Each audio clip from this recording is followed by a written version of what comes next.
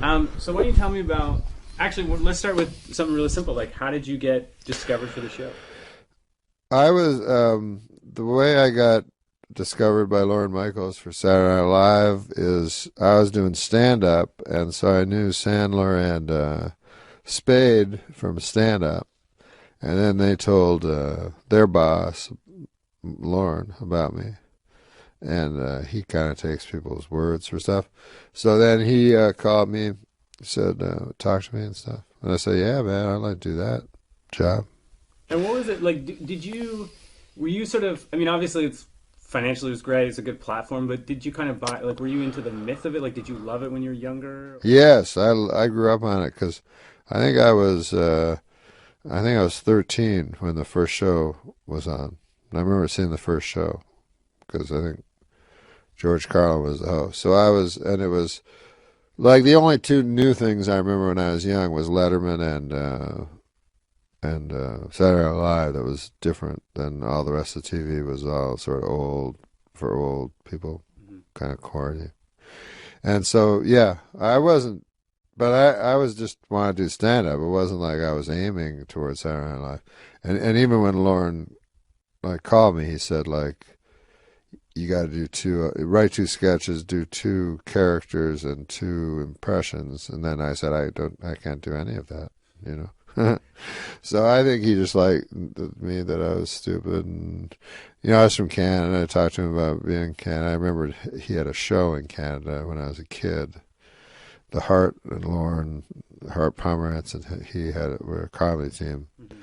They did a show when I was a little boy, and I remember that because it was sort of like the precursor to Saturday Night Live. It was sort of super cool compared to Wayne and Schuster. So he liked that I remembered that he liked that I liked that, and then I think he just got a kick out of the fact that I knew if I did anything in terms of trying to do a character or I would be dead. So I knew my best hope was just to say I couldn't.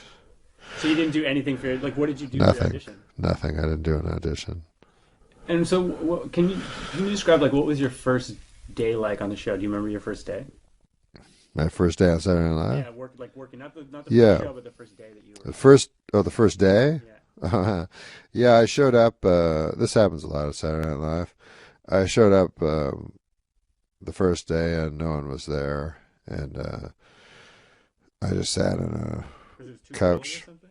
Yeah, What yeah. time did you show up? Well, like 8 in the morning or something. I thought like that's when jobs started. I didn't know. So then no one was there forever. Like, and finally people started like shambling in at 4 or 5 in the afternoon, and I was already finishing my day, and that's what I remember about the first day, just being all alone. But it was cool because I just went through everything, rifled through people's stuff and looked at old tapes and went in Lauren's office and had a shower. There was a shower there. So. Yeah, Lauren has a shower in his office. I think only he and I have ever used it. So what was the first sketch that you ever got on, or what was the first written material that you ever got on the show? I wrote a sketch for the first show because Burt Reynolds had just was on Larry King Live and was kind of famous at the time that because he was in a contentious divorce with Lonnie Anderson, and he was wearing this crazy purple suit on Larry King Live, and he announced, "I will, Lonnie Anderson is lying, and I will get her on this show with you, Larry, and we'll both take truth serum." And I was like, "Truth serum? What? Is that even a real thing?" So it was so funny.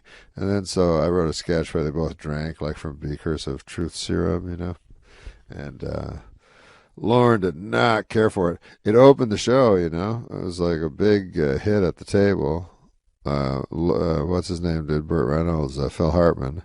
Oh wow. It was Phil Hartman and Jan Hooks. And it just the next week Lauren like pointed to it as the example of what we should not be doing on the show. He said it was just he calls things Carol Burnettish, you know, which is the ultimate insult. He said it was just the most Carol Burnettish type of sketch. But I didn't know what I was doing. I don't know. And he let me do it. It got all the way to the air. He chose it, and he put it on first. Not my fault. Do you think, like, it's weird? I think people have a weird sense of what... Because it's like he's such a personality. I think people have a weird sense of, like, how much control he has. At the time when you were working there, like, what... Because it's like he didn't like that sketch, and yet it still was first. Like, how much control did he actually have in terms of the actual shaping of the show? Absolute control. He had absolute control over everything the entire time I was there, and the entire time I ever remember him, except for one thing. I think in the history of the show, he didn't have control over when I did Weekend Update. That's the only thing that Lorne didn't have any control over. And did it, like... but at the same time, it's like it seems like the way that the show's worked, or what has made it work at different times, is that he's allowed different kinds of comedy to be on the show. So it's not like it's just going with his own taste, I guess, right? Like, he's amazing that way, yeah. Like he's told me, I don't get that guy, but you know, and he allows comedy that he even doesn't like to be on the show. And I remember being mad at him, going, "Come on, Lorne, what the fuck are you doing? Like, why is all this dancing and singing and shit? It's supposed to be, this is a comedy show." And then he's told me, and he goes, "No, it's not a comedy show. This is a variety show." I'm like, "Oh, I didn't even know." I thought it was a comedy show. But he said, "I think if you could sing or dance, you'd think differently." And I was like, "Yeah, I guess he's right." The show itself started with it started at its beginnings were that it was doing something very different on TV. Did you feel a sense of like it had lost interest in pushing boundaries or something at the time you were there? Like, at the time, yes, because I would always write sketches that would be rejected out of hand, you know, and I would go, "Why? Controversial." And I was like, "Well, I thought that's what we did. I thought that's what Saturday Night Live was, you know." But I was kind of living in the past. But then when we got Update, I went a little crazy.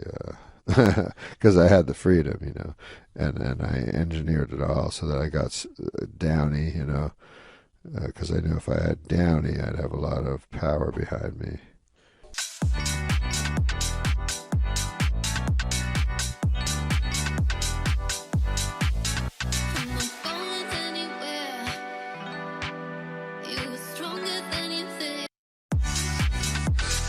Are you planning any tribute to Norm MacDonald? And can you tell us about how much he's impacted you and the staff and everything, just his legacy? I think he meant the world to the people there. I can tell you from just the number of people I've heard from, the number of people that have gone and talked about Norm. All of us had, you know, when you work with somebody for that many years and they make you laugh and you're aware of who they are as a person and as a friend, I think Norm was one of the funniest people I've ever known, and because he's Canadian, I'd put him right there up in the top 5. Weekend Update with Norm MacDonald.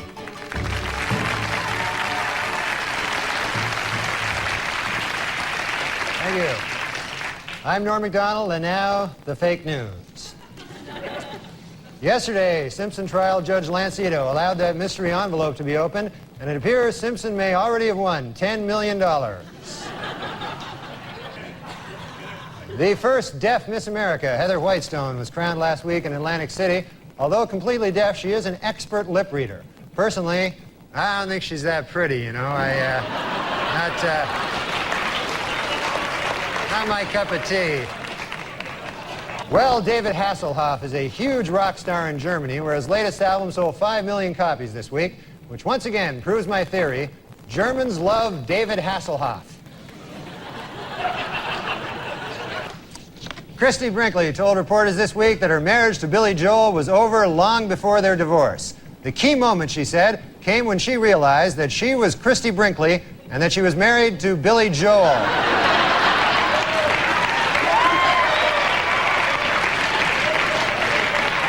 And in a related story, this week marked the 5,000th performance of the Broadway musical Cats.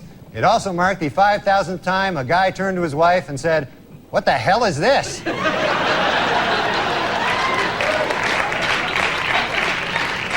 And finally, John Wayne Bobbitt is going to be an adult film star. He has been signed to play himself in the John Wayne Bobbitt story. The part of his severed penis will be portrayed by Pauly Shore.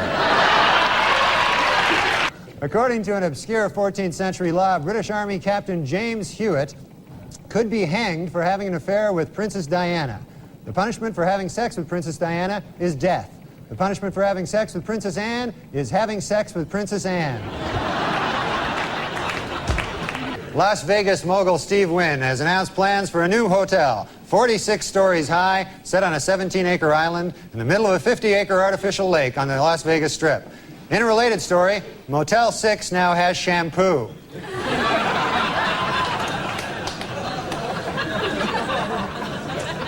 Well, a beef-flavored water for dog hit stores this week, and dogs are eagerly anticipating the arrival next month of the newest water flavor, other dogs' asses.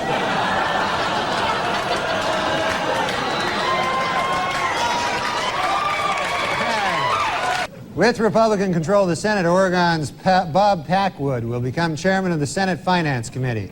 In a statement, he promised to massage the budget, goose interest rates, and, if possible, stick his tongue down the throat of inflation. A French man who calls himself the Snake Man was arrested this week after climbing up the side of a Manhattan high-rise. Yep, he climbed right up the side of a high-rise, just like a snake.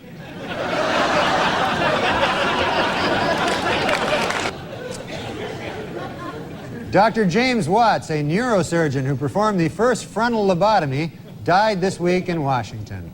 If you recall, a lobotomy involves drilling holes in the skull and then inserting and rotating a knife to destroy brain cells. What a genius, he'll be missed.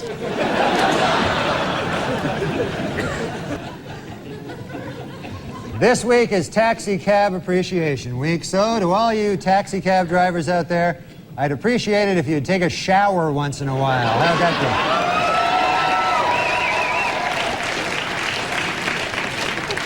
go? A new hangover-free vodka is on the market.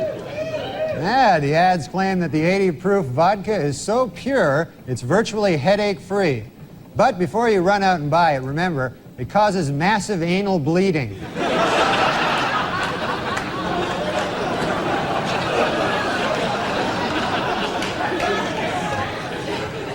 Former First Lady Nancy Reagan reports that her husband has been relaxing at their ranch, riding horses and chopping wood.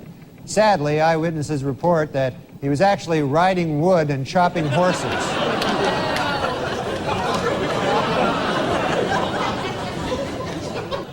Ted Kennedy says now that he's won re-election, he can finally relax, get off that crazy diet, and really let himself go.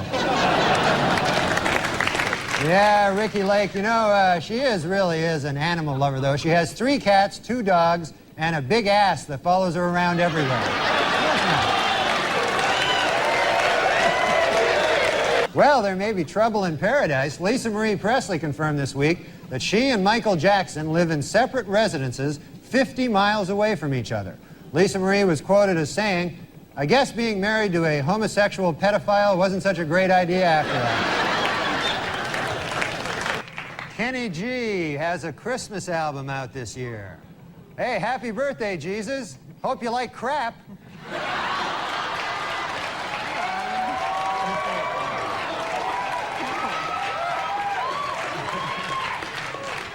Serial killer Jeffrey Dahmer was attacked and killed by another inmate this week. Just before the fight, Dahmer threatened, "Hey, don't mess with me, pal. I used to eat guys like you for breakfast."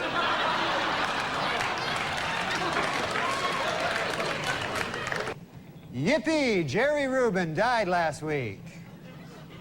Oh, I'm sorry. That should read, Yippee! Jerry Rubin died last week. Sorry about that. I'm sorry. My mistake completely.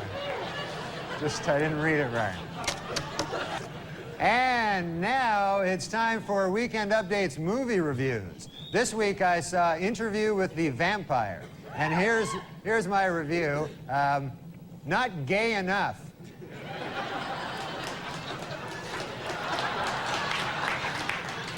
A Brooklyn man crossing an expressway on Monday was hit by at least 10 cars. According to police, the man's body was spread over a 2-block area. Police also reported that various organs were flattened on the road and that his spine had been ripped out of his torso. The man is currently resting in stable condition at St. Mary's Hospital. Well, a study this week reports seafood is good for you unless it's fried. Yet another groundbreaking story from the pages of the medical journal, Duh.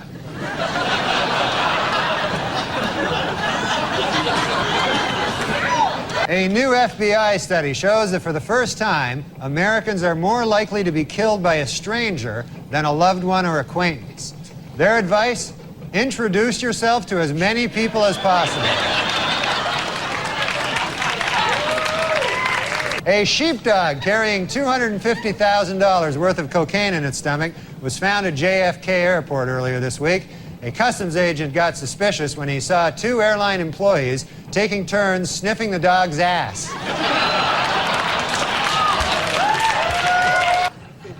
O.J. Simpson's lawyers have decided to skip hearings on DNA evidence and go right to trial. Asked why they did this, the lawyers replied, "We want to get O.J. acquitted as speedily as possible so he can get back to doing what he does best, killing people." There's a new 24-hour cable TV channel now. It's called Fish TV. The channel shows a giant aquarium of fish 24 hours a day, except from 2 a.m. to 3 a.m. when it shows the Byron Allen Show. In a survey this week, men said they preferred penis size to height. 62% of men said they'd rather be 5'2" with a 7-inch penis. 36% said they'd rather be 6'3" with a 3-inch penis. And the remaining 2% said they'd rather be 1'4" with a 300-inch penis.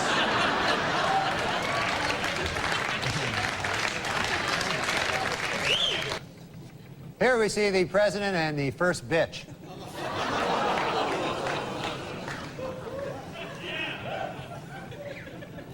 Hey, slow down, you bitch. Let me catch up.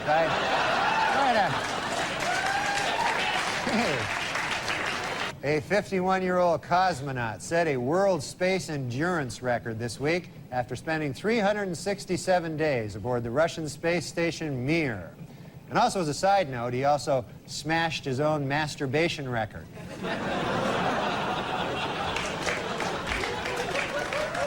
In Walnut Creek, California, anyone who turns in his gun can get free therapy. And anyone who doesn't turn in his gun can get free anything.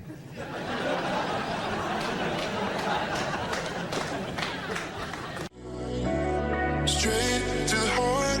I went a long time acting like I wasn't broken apart by you.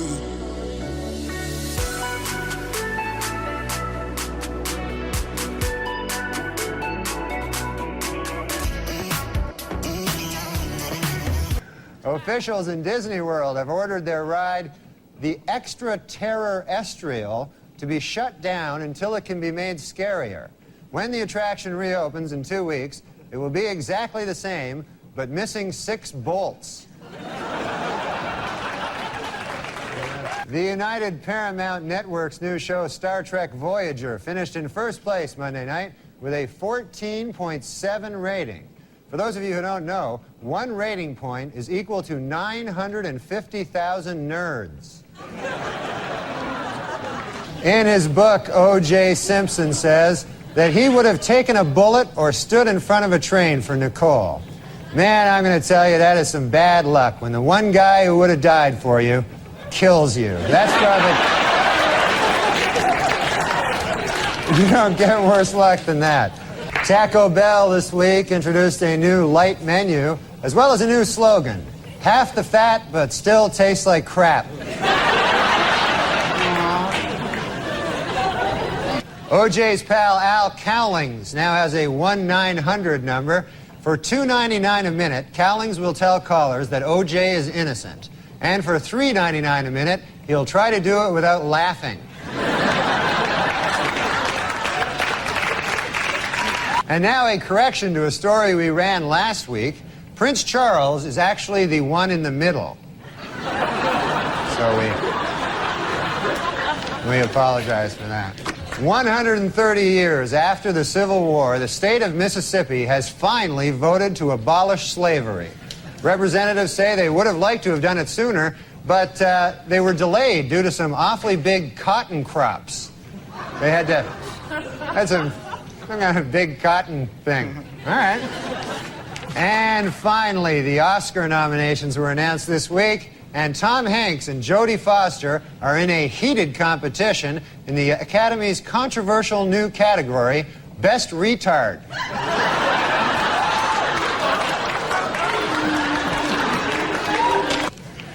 Well, there's good news this week from strife-torn Ireland, where a historic peace agreement has just been signed. Gee, I wonder if anyone will celebrate by drinking. New medical research shows that men and women have different food cravings, men preferring meat and women preferring sweets. Scientists trace this back to caveman days, when men had to go out and hunt for food while women sat on their fat asses eating chocolates.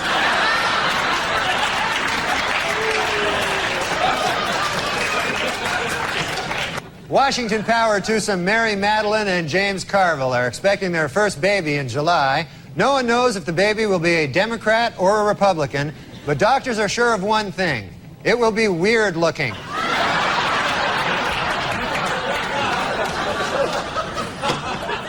This was Colin Ferguson's first week in prison. Ferguson has reportedly dismissed his cellmate, and from now on he will be acting as his own bitch.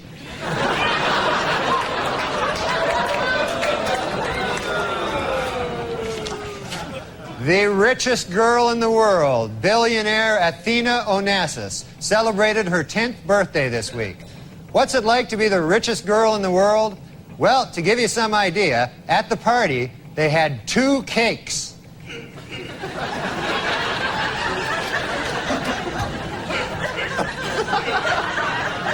Due to a change in policy, Amtrak employees will no longer be able to kick homeless people out of Penn Station based on the way they look. From now on, they will have to go solely on urine stench. Some teenagers are snorting or injecting Ritalin, a drug prescribed to treat attention deficit disorder in children. Drug abuse experts warn that Ritalin can cause accelerated blood pressure, along with enhanced mental alertness, a surge of energy, and an increased sense of self-confidence. And remember, kids, those are bad things.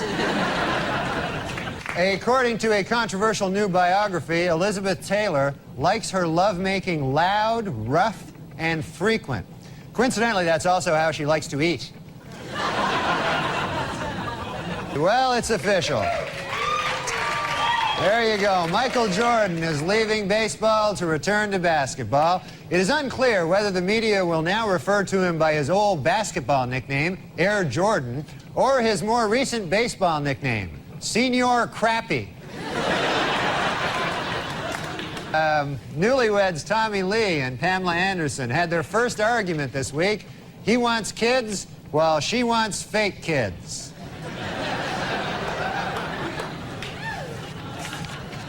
A new study says that people who quit smoking have healthier lungs. Yet another groundbreaking story from the pages of the medical journal, Duh.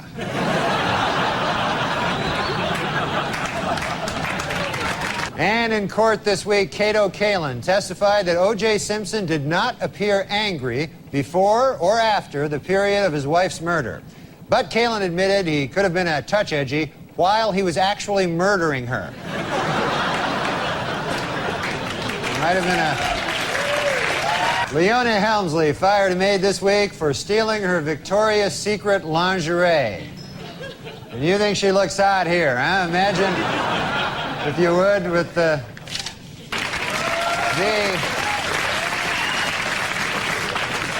Hertz rental car company announced this week that it will buy 520,000 vehicles. increasing its worldwide fleet 24%. In addition, they will try to find a new spokesman who won't kill his ex-wife.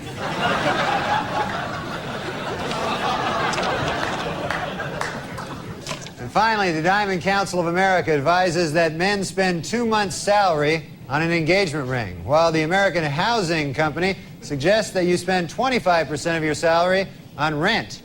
Interestingly, the U.S. Crack Association recommends that you spend all your salary on crack. In medical news this week, scientists report there may soon be a vaccine for drug addicts, which completely eliminates the craving for cocaine. They caution, however, that the vaccine is extremely dangerous, highly addictive, and costs $10,000 a gram. This week at the O.J. Simpson trial, the infamous bloody glove was finally introduced into evidence, and O.J. didn't help his case any by blurting out, "There it is, I've been looking all over for that thing."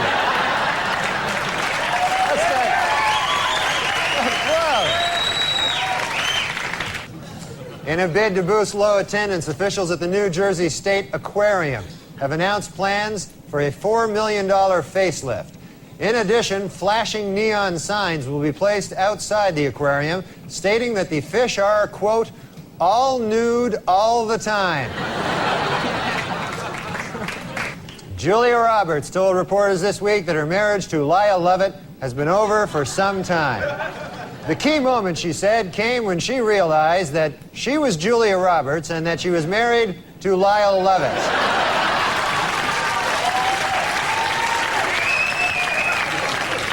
Last week, Duchess of York Sarah Ferguson visited the Big Apple and showed off her 14-pound weight loss. Hopefully, this will not interfere with her official duties of sitting on her fat ass all day long. Well, singer Willie Nelson, who was arrested recently in Texas for marijuana possession, saw the charges against him drop this week. A judge ruled the arrest had been illegal because police didn't have probable cause to search his car for pot. How about the fact he's Willie Nelson? Well, the magazine POV came out this week with a list of the best and worst jobs to have in the next century. Their 3 best were, in this order, multimedia software designer, management consultant, and interactive advertising executive. While their worst, for the 3rd year in a row, crack whore. Dismissed Simpson juror Jeanette Harris revealed in interviews this week that the jury is torn by dissension and is already divided into 2 camps, those who think he is guilty and those who are really, really stupid.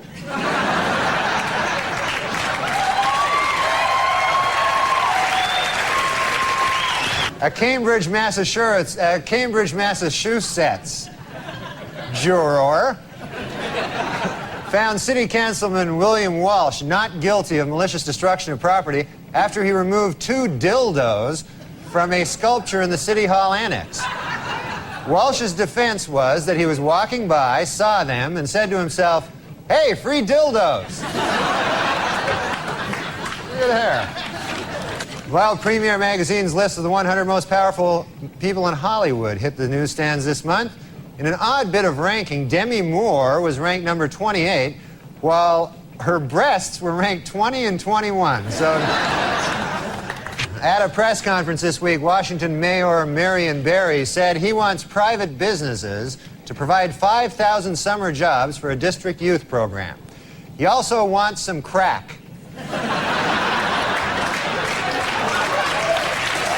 At Virginia Commonwealth University, a professor is being sued following revelations that he spanked one of his students. It was the student's parents who first became suspicious when they asked, "What kind of marks are you getting?" And she replied, "Big red ones on my ass." So...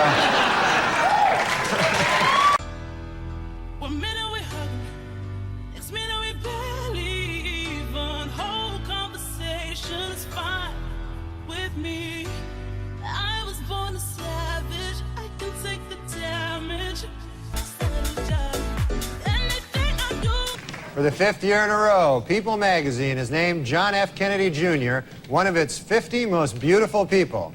Meanwhile, Meanwhile, Big Red Nose magazine has named Ted Kennedy one of its 50 faces most ravaged by drink. Well, in Buffalo, Wyoming, a truck jackknifed this week, spilling hundreds of sticks of dynamite on the I-90 interstate, though officials noted that there is absolutely no danger as long as you're protected by magic. Yeah, I wish I was protected by magic. All right. In stock market news this week, April's three biggest losers were Cantab Pharmaceuticals, Champion Enterprises, and Crapco, which manufactures crap. And also crap-related items. Most recently, Mariah Carey's Christmas album.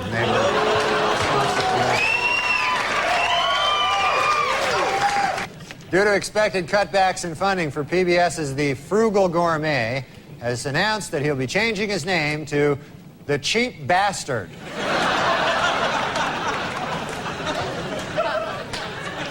Well, in a questionable move by the defense team this week, O.J. Simpson demonstrated how to stab two people at the same time.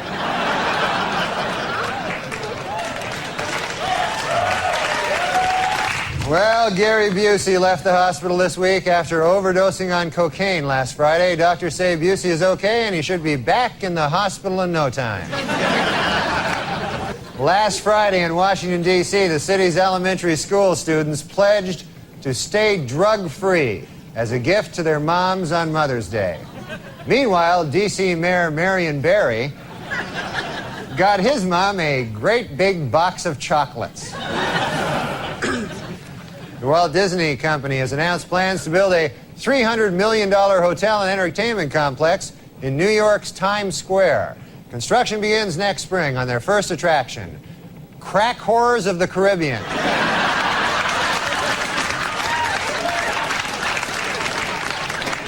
The American Academy of Pediatrics has released an updated list of unsafe baby products. Topping the list this year is the really, really, really, really high chair.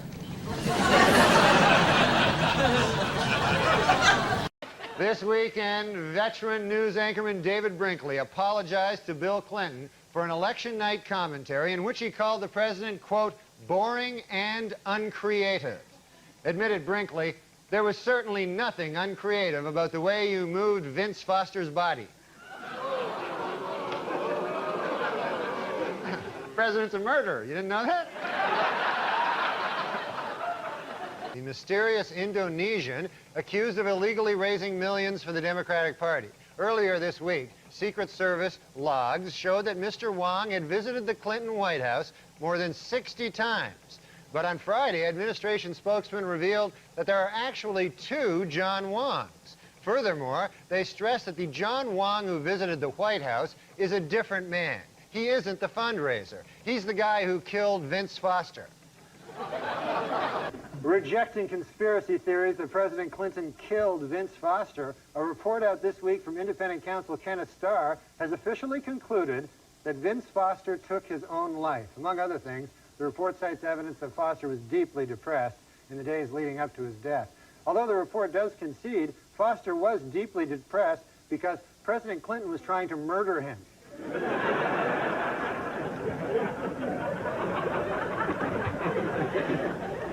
On Capitol Hill this week, 17 Republican congressmen formally asked the House Judiciary Committee whether there is sufficient evidence to begin impeachment proceedings against President Clinton. In response, the president said, quote, hey, you know who would have the answer to that question? Vince Foster.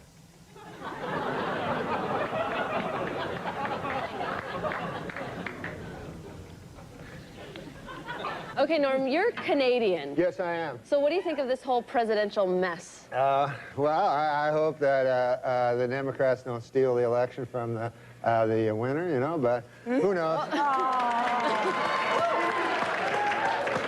You like George Bush, don't you? I love George Bush, man. He's a good man, decent, you know, none of this.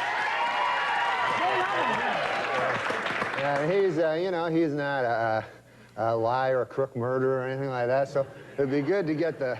See, I think we should get the homicide out of the White House and get like a a fresh start, because we don't want any more murderers. I think we should just go on to the next question. Oh. Who are the murderers? Yeah. Oh, Clinton, he murdered a guy. Yeah, you know, we're not allowed to, you're not allowed to put out no accusations without That's a little Charlie. too far. That's the way it does work. Let's just go on to the next question. please. Yeah. This is not my week. What can I tell you? Oh, it's not mine either, and I'm being very nice, okay? Be a good boy. Now, Norm? Do you never hear that? No. Listen, No, we don't need I to don't want talk to get about into this. this, and I don't want to hear it, and this is not the place to make those accusations, and you're supposed to be funny. Let's get on to the next question. So get with it. There you go. This is a live show. Not for nothing, Norm, but you have been properly chastised by Barbara, so I'm now going to ask the next question. I thought it was a matter of record. Shut up! Shut up. Look, Okay. let me do this, okay? I'll tell you what's a matter of record. You will not be invited back if you don't shut up. All right, now. Let's talk football. All right, manslaughter. Let's talk football. Norm, did you ever hear the word? The phone is ringing. I certainly hope that's somebody calling to tell you to go home. Oh, no. Dude, you got a phone ringing. Oh. Answer the phone. Hello? Oh, yeah. Oh, no. The thing is this.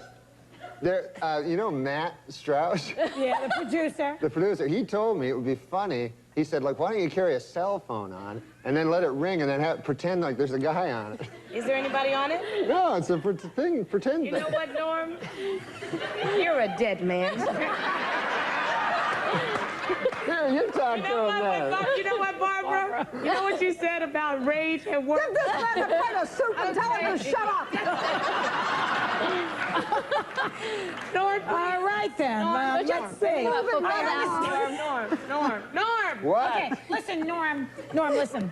Not only have you annoyed us, but I've read that you have actually annoyed one of your idols. Who is that? Oh, the great Bill Cosby. Yeah, what'd you do? Oh, my God, I love that guy. He's my hero, you know, just like you, maybe George or Bill Clinton would be your hero. I love. There's no stopping you, is there? No, you seem to like Bill Clinton. They really, and this man leads into our show on Friday night. I know. It's all right, his career's over after this anyway. Who cares? Go ahead, Norm. No, Bill Clinton, who's a great man, obviously. You know, everybody has their opinions, right? Are you moving along? No, You're Bill going to get to the point. Bill Cosby. Oh, Cosby. Oh, God. Cosby. What's in that coffee? What are you drinking in there? Now, Bill Cosby is a great man, first of all. There has never been any accusations toward Bill Cosby about anything. Will you just tell us what you did with Bill Cosby? Oh, I met him. I opened for him at a club, and he was a great man, you know. He's my hero of all time. You know how funny Bill Cosby is, Yeah, right? so I'll get to the point. I'm going past menopause. Yeah. Make the point. Let's go. Not everything has a point. We are learning that, okay? All right, Norm, you want to finish the story, or shall I ask you the next thing? Well, the Bill Cosby thing is this. Dear God. I met Bill Cosby. We're all fans of Bill Cosby, right, Barbara? Yeah. What? Yes. Why don't we talk about the millionaire? Oh, yeah, you know what? Tonight, Norm and I... please. I like Bill Cosby. Let's talk about the millionaire. Norm MacDonald and I are on The Millionaire tonight. Oh, yeah. Well, tell him about that, how you thought he's dumb today. Where do you see him tonight?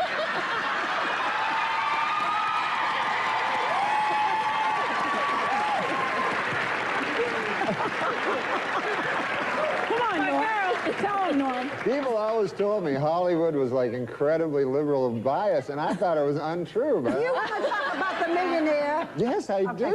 You have 10 seconds to tell how talk much about you the won. millionaire. Don't tell how much. Don't tell him what I won? No. Oh. You're not allowed to tell anything like that. Well, what are you trying to ask him then? I don't know. Okay. He doesn't answer anything anyway. So All we'll tell him. right. Okay, so he's on The Millionaire tonight, and he's on Friday nights, and... And on Monday, his taxes will be audited. So he's on Friday nights at 9. He's on The Millionaire at 9. You can play along at home on Enhanced TV. You are a number. I have never met anything like you. We will be right back.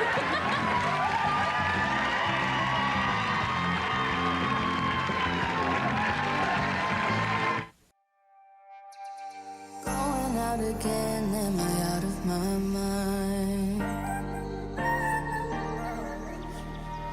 Going out with friends, gonna have a good time. As funny as that last bit. Just so you know, Well, good evening, Mr. President, Mrs. First Lady, and the distinguished members of the Radio and Television Correspondents' Dinner, When I accepted the honor of performing here tonight, one thought crossed my mind, and that was, please, God, don't let me bomb in front of the President.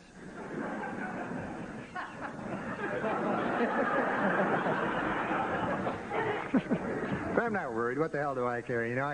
I worked on all my jokes. I got a lot of help from my joke writer, Don Imus. He was helped me a lot. Are you familiar?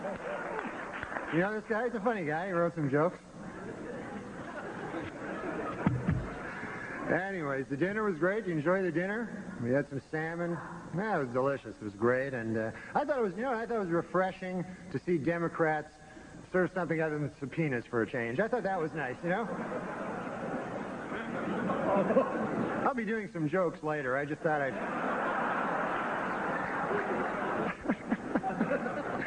And of course, it was very inspiring to see President Clinton up here on crutches making a speech. I thought that was just amazing, it's been difficult for the president. He can't jog now, and he needs help getting around, and he still occasionally suffers great pain, On the upside, you got your medical marijuana, so that's,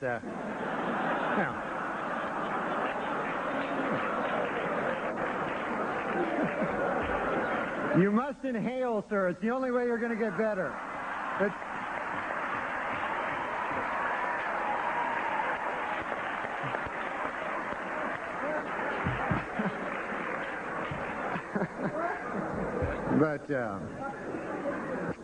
it's odd. I think this is the first time that I can remember that we've had a president that is hobbled, and it's tough on everybody. The Secret Service, it's not easy on the Secret Service. They have had to learn, how to do this, and they've been specially trained on how to lift and carry President Clinton by top experts who've been doing this for a long time.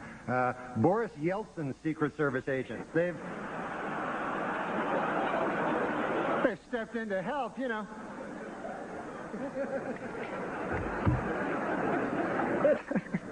But we got a lot of power here, a lot of juice. Mr. Rule Arledge is here, of course, the chairman of ABC News, and a lot of crazy stories coming out of that division,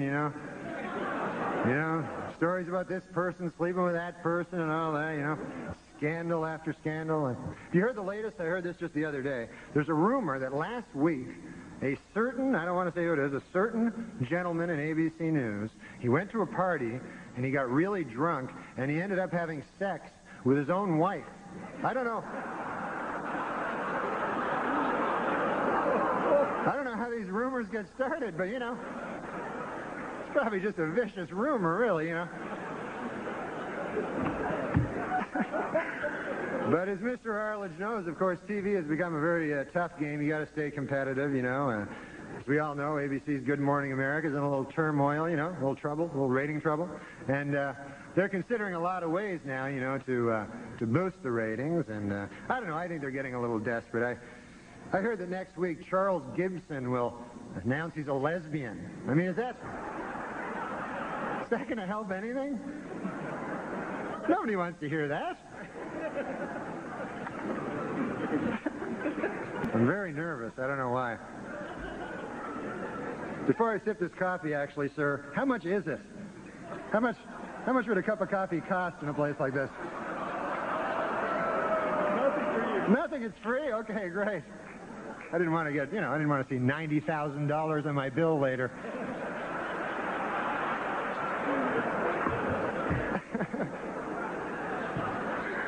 I'm sorry. And of course, there are some important Washington figures who couldn't be here tonight. Vice President Al Gore is not here. Unfortunately, he broke down and they had to leave him in the shop overnight. But they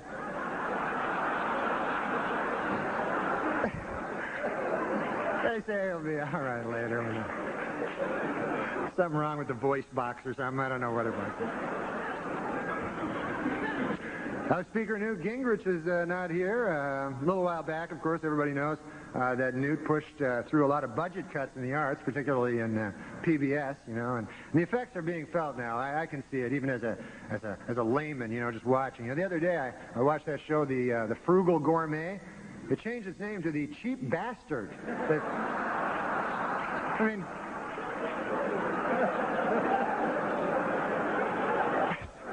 it's crazy. And also today I took a visit to the White House. For any of you who haven't taken a visit to the White House, unbelievable. So, you know, awe-inspiring, and, you know, we're a lot of rich in history, so beautiful, you know. Although I did notice a kind of an odd sign on the president's desk. It said, the yen stops here. Have you seen it? What the hell does that mean? The yen? I thought it was the buck stops here, I'd always heard.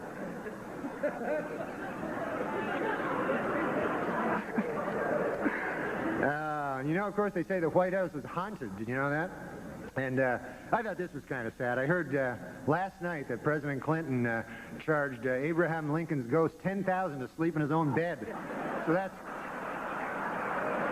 doesn't seem right to me, you know? I mean... No.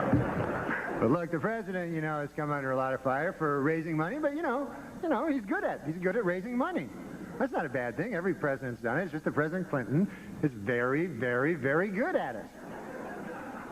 Do you know he has organized in the past year over 100 fundraising dinners and over 200 fundraising midnight snacks? Did you know that? Is he laughing? Is he...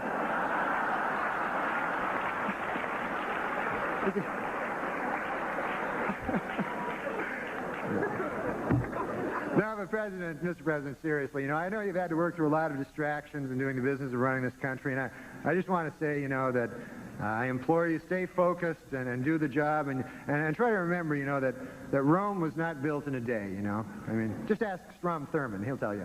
It was not built in a day. He's an old fella, you know, folks. How would you not know that? I have to say, though, you know, this is an incredible thing for me. You know, I'm just a punk, you know, and yet here I am, you know, I can't believe I'm speaking in a room. I'm standing in a room here with the most powerful man in the country, Alan Greenspan, you know, and it's a little amazing to me. It's a little, you know.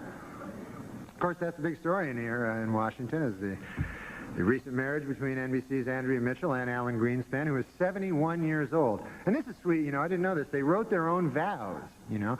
She promised to love, honor, and speak into his good ear. So that was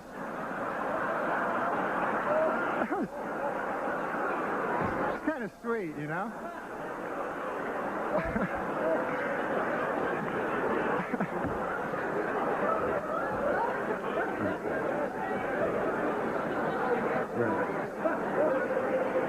The newlyweds are going to spend their honeymoon in Mexico, and I thought this was sweet. As a gift to his new bride, Alan Greenspan just devalued the peso so that that'll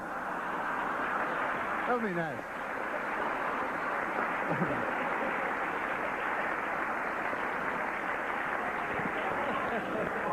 So anyway, a little bit more of my coffee. Anyways. You know, it just occurred to me, Mr. President, you are now handicapped, and you're the President of the United States. You must have an unbelievable parking spot, you know?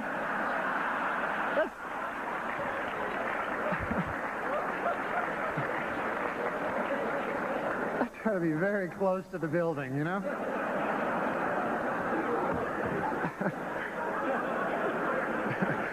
But, you got to hand it to the president. His injury is not holding him back from doing the business of the nation, you know. In fact, he just nominated Major General Claudia Kennedy as the Army's first female three-star general. And I think that's great, you know. She's doing a great job. Apparently, the only thing she's having trouble with is she's having difficulty figuring out how to sexually harass herself. She doesn't know how to...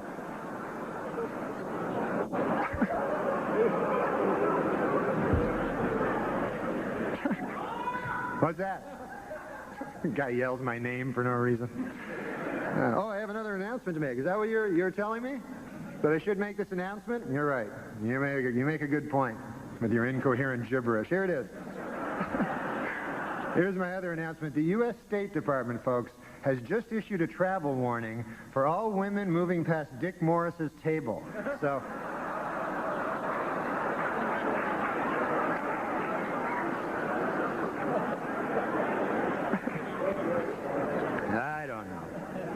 I don't know. Well, that's about it for me. I just want to... How about this Heaven Gates call? This is what everybody's talking about. It's unbelievable. And it really is a sad story, and it's hard to comprehend. I mean, think about it. Who in their right mind would believe that you get into a spaceship behind a comet by castrating yourself and committing suicide? I mean, other than Pierre Salinger, who on earth would believe...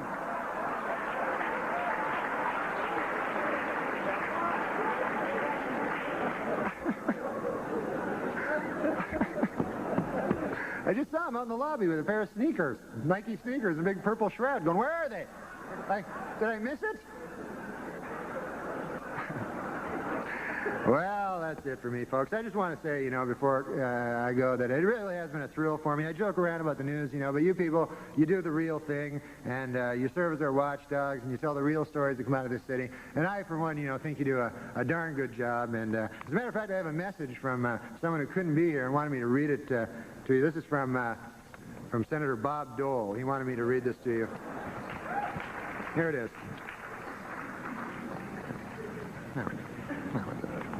This is from Senator Bob Dole. Ladies and gentlemen of the press, to hell with all of you. You cost me the damn election. You can kiss my ass, every last one of you. Thank you, folks. Thank you very much. Like what the mind of a comic and what makes him like that? Well, we're done with you. There he is. Norm! Did you get my fucking text about your show? No. I love it. We're on the air.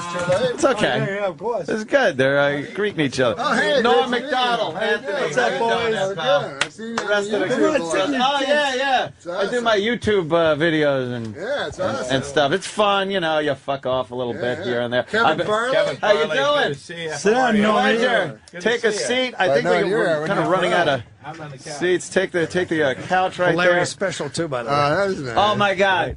Saw the special the other night. We're not on the fucking radio. radio. Yeah, we do that. Yes, you can say fucking. That's how we roll. We're on the radio right now? We just bring it in and let it roll. That's how that works. I know, you're looking at the picture. Colin's looking at a picture of Hitler. That's my room. I'm looking for different motifs. That's your screensaver? That's my screensaver. I gotta put on my cans, man. Jim Norton? Yeah, we just saw Jimmy Norton. You can see it. See, we like bringing everybody in at different times. The host of the show, the guests. Is fun. I saw you guys on the YouTube, I saw you and Jim and you. Yeah. It was awesome. On YouTube? Fun on the YouTube. Yeah, you never watch fucking YouTube? What the fuck? What was that? Yeah, you watch the TV. This fucking guy. I know, TV's no shit. TV's like extinct now. TV's for the old fuckers. I watch the YouTube, fucking face, all that shit. Yes. Hey, what about this new thing? What's that? No, it's called Colors. Have you heard about it? Oh, we were just talking about that. I'm a fan of Colors. We were just talking about Isn't that. that The picture weird? No, but it's only 150 yards. Yeah. People within 150 yards. Yeah. You got it yet? I don't know. It seems a little fucking weird. It is weird. Like a guy in your apartment building can see what you're doing depending on where he is. Yeah, maybe you could figure out where a lady was, like looking at the layout of her apartment, and then maybe I don't know. I think it'll come in handy for. I don't know what it is. I think it'll come in handy what it is, for man. football players on the field because it's 150 yards, so he pretty much covers the field, and they could probably figure out what the other team's going to do based on what they're doing with their color. You don't watch a lot of football, right? No, none at all. 150 yards. Well, you got to consider the end zone. Football. I was considering the end zones. Oh, okay, I got it. The entire field. You're still off, though, a little bit. Why? How long are the end zones? 10, right? It's got to be longer than 10. No, it's not. It's got to clear. Canadian football? No. No, real football. You got the 100 yards, and then how wide is the end zone? It seems about 10, right? Yeah, let's go with a 10. That's it? So you were off by 30 yards. 30. What about after there, but behind the end zone to the wall? All right, now you're talking 150 yards. What if they jump in the stands? Yeah, I've seen that happen. Give me a break. Hold on, I got to get this up. So, Norm, you were on Saturday Night Live. What a professional. Yeah, until Colin showed up. I know. Colin took your gig. He took my gig. He took my apartment. Did he take the apartment too? Yeah, I moved in the same building as Norm. No, you really are a fuck. Single white female. No, there was one moment. Colin probably doesn't remember it, but I was walking to the elevator, and he was coming off the elevator. Do you remember that? What do you mean? It happened all the time. No, I know, but this was Maybe a little more detailed. this was time you took the elevator. This was after I had left, and you had come on, and it was like I don't know, it was poignant to me. Sort of a changing of position. You went to shake Norm's hand and he spit in your face. Do you remember that time?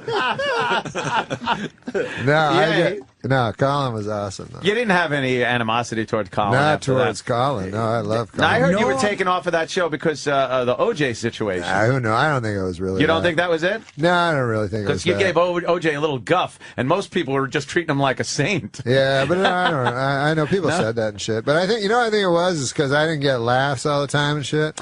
And like Oldmeyer was watching Leno, who would get laughs wall to wall every fucking night. Yeah, but that isn't what it was about. I know, but I can understand his point. I kind of liked the delivery and the fucking very dry wit of that whole thing. And the problem is, if one guy don't like you and he owns the cameras, you're fucked. Yeah. But I think it was also that Oldmeyer, when he actually would say something about, like, OJ, like, if you get pissed, then Norm would just say, all right, fuck him, and do, like, 5 more. Oh, okay. Yeah. Other people would go like, hey, okay, I'll keep my gig. Yeah, we didn't listen to anybody. And also, I don't think we were listening to people within Saturday Night Live, which was probably a mistake, too. Because Jim was, you know what I mean? Yeah. How about my impression of Jim that everybody hates? Yeah. I hate it, too. How could they hate that? It's great. It's right on the money. I don't even know who it is. It sounds like him. It's perfect. Hey, man, who got a comedy award? Anybody here? Damn, I think one person did. Huh? Who? You? I'm saying the Comedy Awards was a big... No, the Comedy Awards. You don't know about the Comedy Awards? It was a big event the other night. Big event. Well, I wasn't there. The Lifetime Achievement Award, Tina Fey, I think. No, Eddie Murphy. Well, that... No, what did Tina get? The Mark Twain Award. Well, how do you get that one? You have to be as good as Mark Twain. That's a dumb fucking award name. I was nominated for one, but I didn't get anything. You didn't get Mark? No. You were nominated for anything. I was nominated for special? Shut out of most consecutive roasts. I was nominated for. Fucking network. No. Yeah, he doesn't Colin like that edged network you out? very much. Yeah. Thank you. I did edge him out. You were shut out of fucking roast without me. Why are you screaming at me? If we both hate the same people, it's not each other. Remember the time you two were getting in the elevator after that award show? Yeah. Colin, fucking, why don't you do roast, man? That roast you did to Artie was fucking awesome. Oh, because they don't fucking bring me on as roast. Why? I don't know. They should. You're Be the very king. funny. They don't bring Jimmy on either. They always want the new people. Hey, guess what? There's a young girl that's middling attractive that swears a lot. Let's get her. What? Is that the new fucking thing? Yeah. Sarah Silverman, hysterical. Right. Who's funnier than her? Nobody. No, except dudes. But, Nobody. but I think she spawned these other ladies. That they forget that she's funny, and they think the whole point is just to be semi-hot, attractive, and then talk about sucking cock. And you got to show shit. a lot of leg. You got to show a lot of leg with little skirts on, and then talk about sucking cock and manipulating balls with your hand, and it's hysterical. Bring back Phyllis Diller. Some ugly old bag. Rosemary. Rosemary. Those are the funny ladies. Wow. Whoa, that is old. The funny ladies always used to be ugly old bags. Or Roseanne, you know what I mean? Or, no one was funny. When they would have a comedian on, like, What's My Line or something like that, a comedian. They never called comedians. Now a chick can be called a comedian, but it was always a very funny, whenever I'm at a club and I hear, let's give it up for a very funny comedian, I'm like, oh, it's time to take a piss. Time to take a fucking piss. I tell you, man, you guys got to get this tape. I don't know if I ever show you this tape, but... everybody thinks they're edgy and all this shit. I got a fucking tape, a CD of LaWanda Page. You know that? Shit. Oh, yeah. Aunt Esther. Aunt Esther. This was from the fucking 50s or 40s or some shit, and she's in Harlem and doing the filthiest stuff. Like, really fucking funny. You can't even believe it. You can almost wash my ass. You can almost imagine, because, Red Fox and Peanut her. butter pussy. Obviously. What was that joke? I'm sorry, son. What was it? Joke Red about Fox. peanut butter pussy? What you had? What the hell? Oh, God. Easy to spread, something like that. Easy to spread. Who, this Luana Page? Luana Page, Aunt Esther. Fucking funny as shit. Yeah. I like Red Fox, and he told her he was going to slam her face into cookie dough and make gorilla cookies. Yeah. You can't say that anymore. I saw him one time. He had a joke. He said, "Man, I take one of those." He goes, "I saw this lady. She's taking fuck." It's all right. You got the voice right. I can't remember. He goes, "This lady, she's taking the male hormones, and oh my God, she was an ugly lady. She had hair all the way from her neck all the way down to her dick."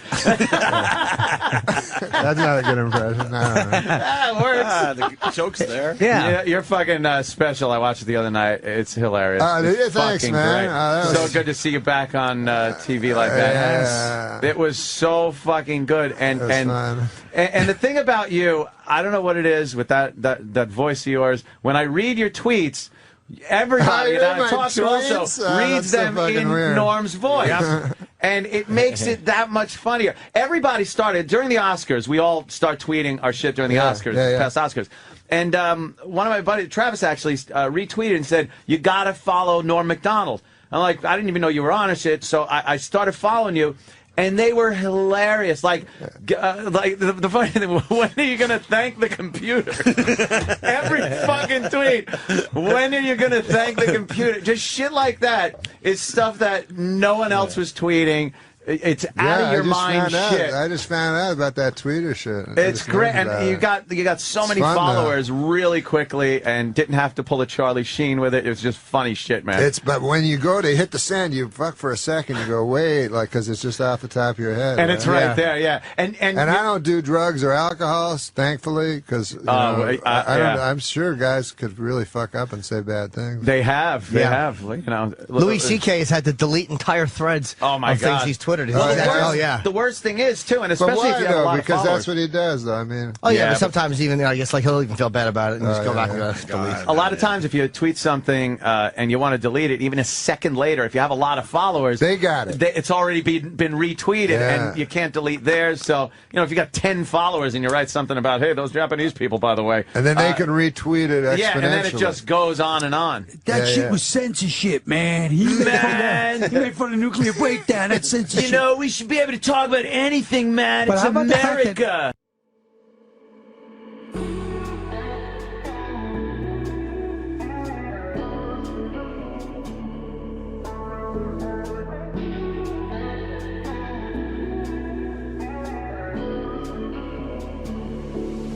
We keep running faster and faster. I don't know what we're after, yeah. We keep up with disaster. I'm thinking that Norm's tweets, like some of them are not supposed to be funny. They're like profound, like poetic. I deleted a lot of those. Because I'd read my responses. Cool. They go, "You fucking asshole, you're funny." I'm like, oh. That's just it. You can't stop being like, if you're funny and then you got like a serious comment. Like I would tweet some ridiculous shit, but then I'd go like, Obama gave a speech. Let me give a little feedback on what I believe of Obama. You racist, fucking conservative, fucking rich motherfucker. Some people too, fucking think it's serious. Like I tweeted one that I said my something, I don't know. I said like my father was brutally murdered last week, and it's only now I can look back and laugh. And then these people would fucking answer. They go like, "I'm so sorry." Like closure takes a while. So I had to go, No, it was a joke. That's cool. How does anyone read that and not, especially from you, and not think it's a goddamn joke? People are so stupid. That's something this whole thing has opened up, where you're kind of communicating with people you never would talk to or meet, that don't understand what a sense of humor even is. So the responses you get sometimes like hey, I was like, hey, God, it's spring, but I'm looking outside and there's still a little snow on my back table. At least you're alive, motherfucker. That was from a dead guy? I'm getting tweets from the dead. I guess he had a loved one pass on. Perhaps a father that was brutally murdered a week ago. I guess to sum it up, everybody's a critic, huh, guys? Your special should have been called The Voice of Reason. You're doing a sports show? Oh, yeah. Yeah, now, I guess I didn't know you were that into sports, but then again, I don't know much about football. I'm into sports a lot, but not enough to, like now I have to go on fucking, like, these sports Yeah, talk you're going to be shows. like the sports guy. I don't know that much shit. Like, you know what I mean? Like, I know a lot about sports, but if you asked me, like, who won the Super Bowl 6 years ago, I'd have to really think about it. Yeah, those are those sports guys that just know stats and shit So I off go the top now. of I their have to go on these sports talk shows where they know everything, and then the fucking phone callers. What do you call them? Phone call. The listeners. Fat guys in the basement. Yeah. They know even more. So it's like, hey, what do you think of some guy you've never heard's like stats that year? So fucking...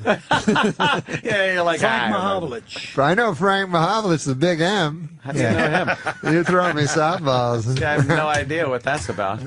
He was a hockey player. He knows them. He So knows we who I know know. things from the 70s. So what's going to be the gist of this sports show? Is it It's you? going to be and- like, just me doing jokes. Oh, okay, about sports. Yeah, about sports. But it's going to be accessible to people that don't know nothing about sports, too. Oh, that's good. See, that's the me. guest going to be on? The guest going to be on? Yeah, I was hoping you'd come on. Yeah, of course. Colin. I know everything about sports. You do know sports. Yeah, What do tell you us know? from the 70s, I know. Colin knows sports when, like, they wore leather helmets. Yeah. The good old days. What do you know about sports, Colin? Give us some knowledge. And ask me anything before 1973, I know everything. But after that, I don't know nothing. Norm, go ahead, man. Okay. This is his audition. Yeah. I would ask. I could be the announcer. Norm MacDonald. How many Sports show. How many I guess I'd say how many World Series did Babe Ruth win? 5. He was making the 3 thing. He goes 5. Yeah, and it was 3. He won 1 with the Boston Red Sox. It was 3. As a Okay? pitcher. He was a pitcher. Yes. No, he won 2 with the Let me ask you Yankees. about Boston and Red. one. I'm talking about like 1968 to 73. Oh, You have 5 68 years to that you know? 73. You stink at sports. I'll give you an easy one. All right. Who was the quarterback on the Colts against Johnny Unitas, Earl Morrall. against the Jets in '69? Johnny Unitas, then Earl Morrall.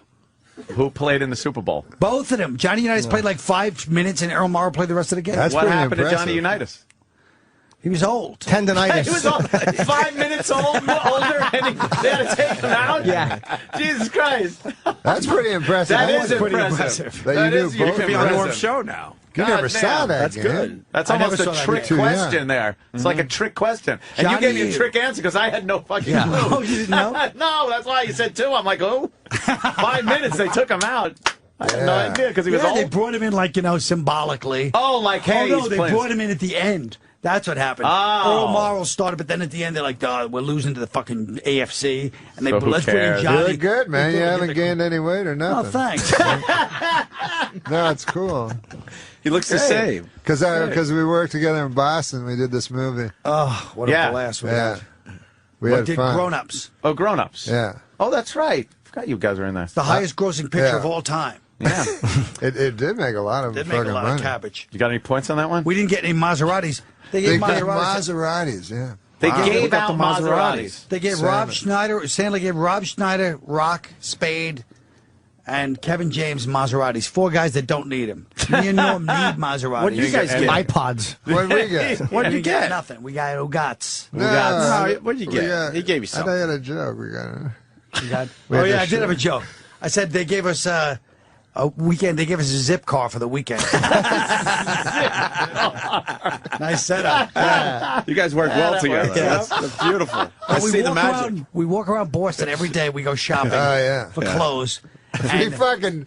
whatever. this son of a bitch, every store we go into, it's like the nice part of Boston, Boylston Street. Yeah. You know? It's all these nice stores, so they know us. You know. I don't know. I've never dressed in my life. I don't know how to dress. He dresses like a hip hop kid, like for like a 16-year-old black kid. No, I just wear whatever's the loosest thing. Yeah. Yeah, it's like, Comfortable. Do you not like your body?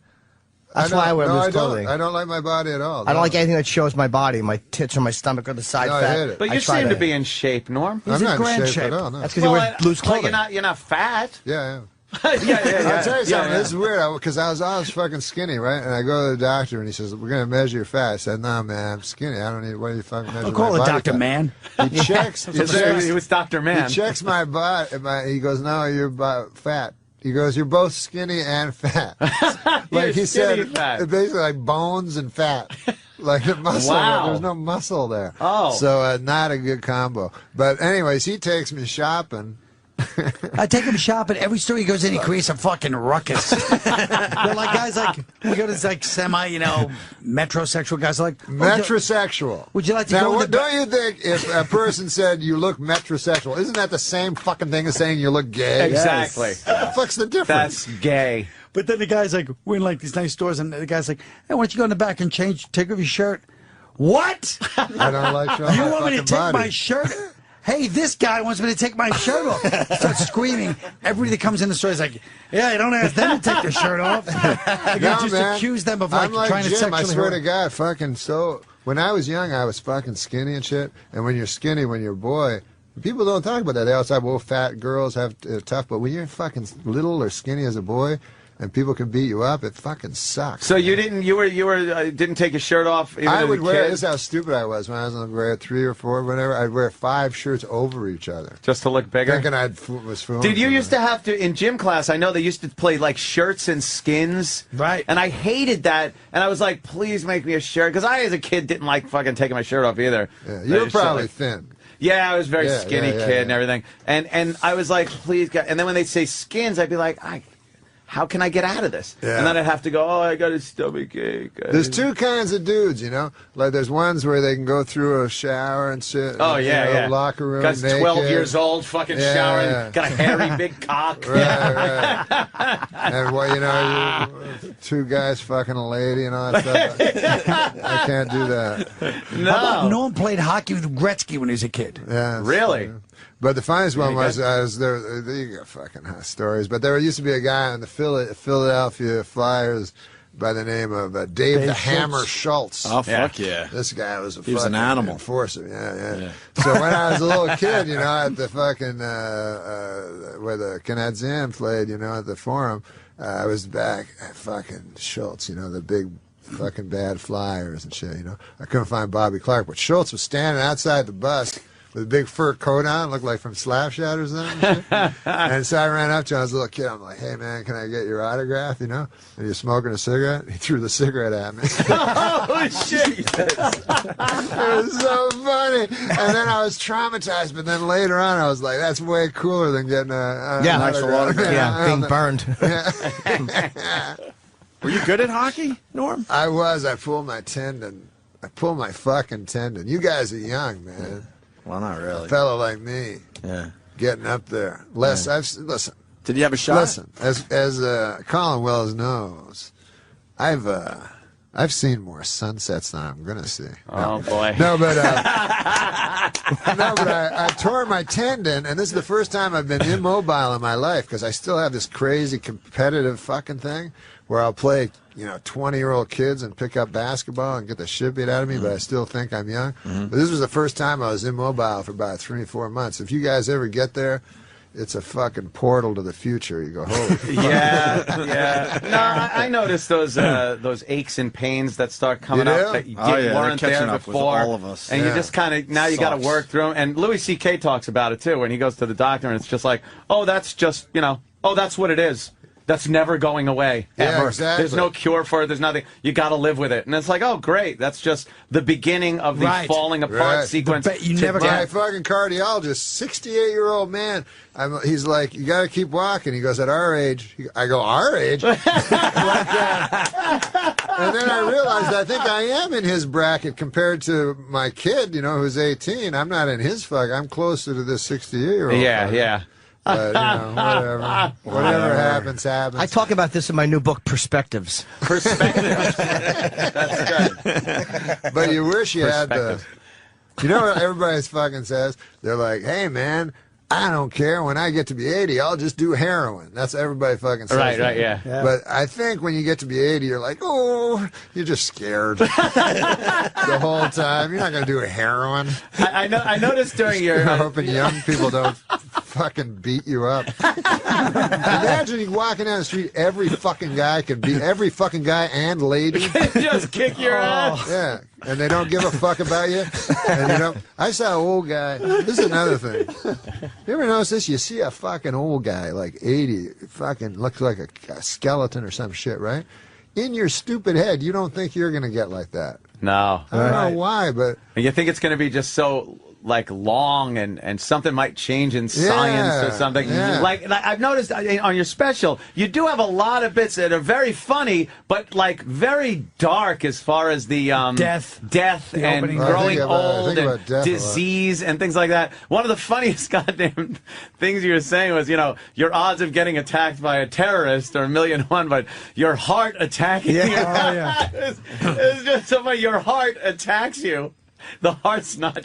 What are the odds of your heart attacking you? Your That was heart great. attacking I you. thought that was offensive. It was very well, offensive. the people who've had heart attacks, Carl, it's a good point. Offensive. Funny to us. It's too soon. But like, where is that? Like, where are you as far as that goes? Are you authentically petrified of the end or of falling apart? Which I shouldn't think about it as much as I do. You do? Do you lay there? I go fucking. I get a lot of tests done.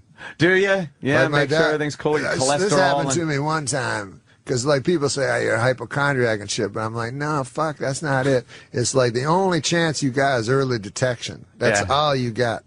And so I used to go to the Mayo Clinic, in Rochester, Minnesota, every year, and I would have, this is what I would do. Because I don't, this is what doctors do. They'll just fucking, you go, hey, I got a cough. That's probably a cold. Right. You know what I mean? They just brush everything off, especially if they know That's you're a what they told hypochondriac. Jim Henson. Yeah, exactly. Yep. So what I would do is I'd go to this is what happened to me. I went to Rochester Mayo Clinic, and I would exaggerate all my symptoms. So I go to the stomach guy. He goes, "What do you got?" I go, "I fucking shitting blood. I'm coughing up blood." He goes, "Holy fuck!" So he'd give me a full thing. I wanted to make sure I got a full thing. So every fucking guy, blood was coming out of my nose and ears and my asshole and everything. So anyways.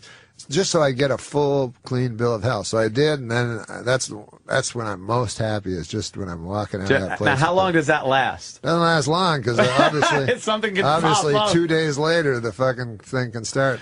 But then, a fucking 6 months later, I decided, I never had insurance before, so I decided to get, life insurance. Couldn't get it, right? So I was like, holy fuck, because sometimes they mix up files and shit. I said, I must have something wrong with me. Oh, no. And so I fucking said, why the fuck can't I get, nobody will accept me for life insurance.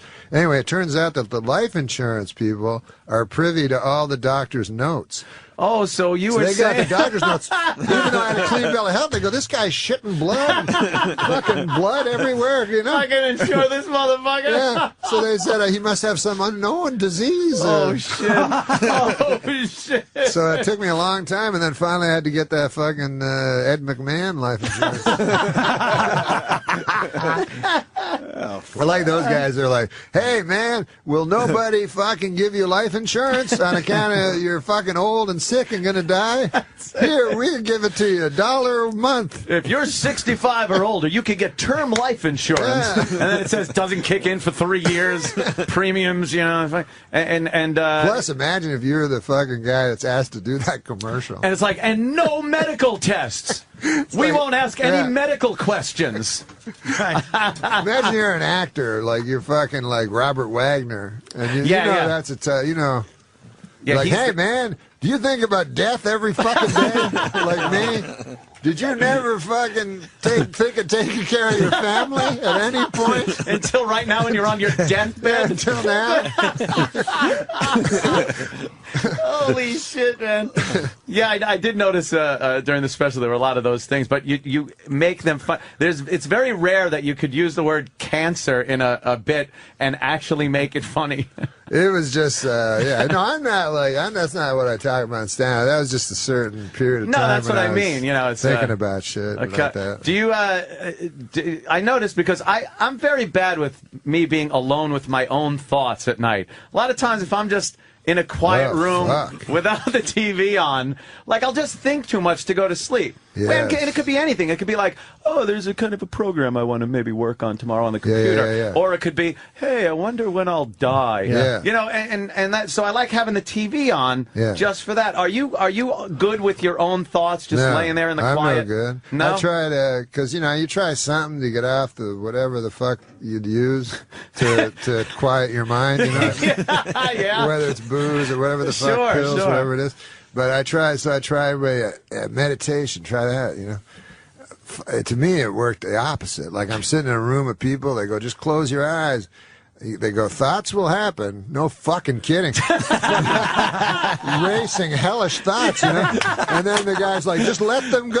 I'm like, ah. And then you open your eyes, you look at some other fuckers right beside you. And I tried it 3 times. I could never get to any place of quiet. No, I need a lot of distractions, and I could still operate and work. Like I could make myself, you know, go to sleep, or if I'm working on a computer or something, I'm good with the TV on or something like that. But I need this constant little distraction, because if you're just left alone to your own devices, your thoughts will turn horrid. I stumped a fucking psychiatrist once. I said to the guy, because I was fucking gambling all the time, shit, right? I had a gambling addiction. I'm over it now, but shit. But he said... I bet you're not. That's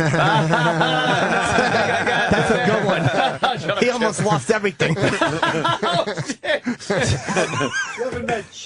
Yes, Chipperson is very funny. But he said, the psychiatrist, he said, you're using gambling, you're fixating on gambling in order to escape your real thoughts, you know. And I said to him, isn't that why you do everything in life? And literally, I stumped him. He had no answer. He was like, and then he recovered and tried to make it. But isn't that why you do everything? Yes. So you're not sitting at home just thinking about what was what's your, really going to happen to us? where it all ends. What was your gambling poison there? What did you enjoy? Sports gambling. Yeah, sports is the worst. You weren't a casino guy, or no? I did everything, but sports was the one that you think you can pick. You know what I mean? You delude yourself into going. You've sports gambled. I've never sports gambled. In your life? Well, maybe once I got that slip and I knew nothing and I filled shit out and some guy I could have won. What about you? A little bit. Yeah. Not like you. I've heard the Norm stories. I'm blackjack guy. Oh yeah. I play blackjack. I love blackjack. What was your biggest loss? Do you talk about it? Nah. Not really, huh? Nah. I don't blame you. A lot. It was a lot. Yeah. You're over it though.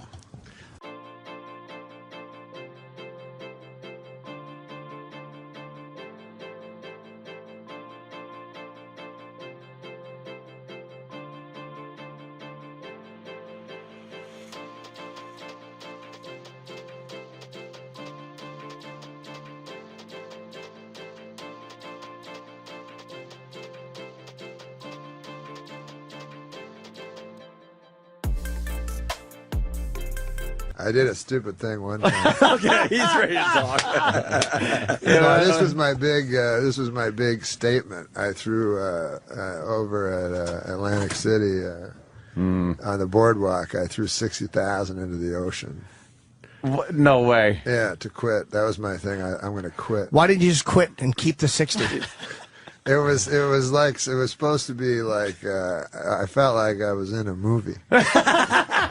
Wow. That was a symbolic kind of a thing. Like, was it money or chips? No, what's money. that? Was money? Holy shit. I said chips, and he goes, what's that? Wait, so you threw 60 grand, because you had a moment where you're like, this is cleansing, this is like, to the ocean, I committed. The same way a drug addict would throw his drugs into the ocean. Right. How long after it left your hand did you regret it?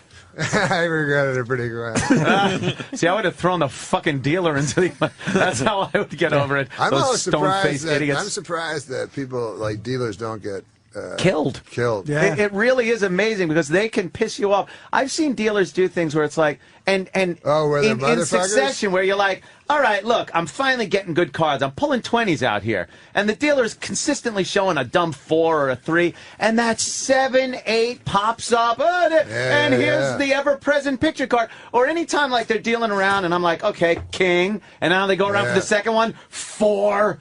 But whenever you see them showing a picture card, that down card, it's always a face card or an ace. Every time. Insurance. Is that insurance. your game? That's your game? Yeah, I have yelled. I've gotten to the point where the guy, my security guy, Keith the cop, had to get a pillow and bring it down because I was turning around and punching him in the shoulder so hard when they would pull this bullshit on me.